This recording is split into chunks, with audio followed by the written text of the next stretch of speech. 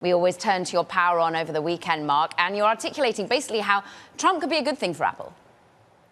It's so interesting because on the surface, many of the values and social issues that Trump has pushed through his campaign would seem to run absolutely counter to statements and values that Apple has pushed over the last several years. Things from women's rights to immigration to climate change.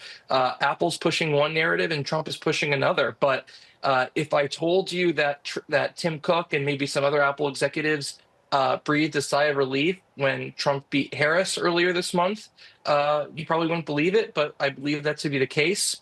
I believe that Tim Cook and Apple potentially as a whole believes that they're able to deal more closely with Trump than they were able to deal with the Biden administration. I believe Tim Cook believes that despite Trump pushing tariffs, he's floated a 60% tariff on Chinese goods. He's floated a 20+% tariff on goods imported to the US, even from outside China. That could be destructive to Apple.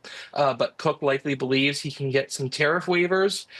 He believes he has a plan in place from promoting job creation in America to a new campus they're building in North Carolina, Right. to a new plant in Arizona that's going to be pushing out chips for Apple across 2025 and beyond.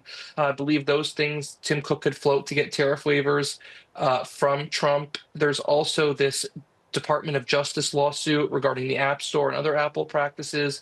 Cook likely believes he can get Trump to maybe pull back on that.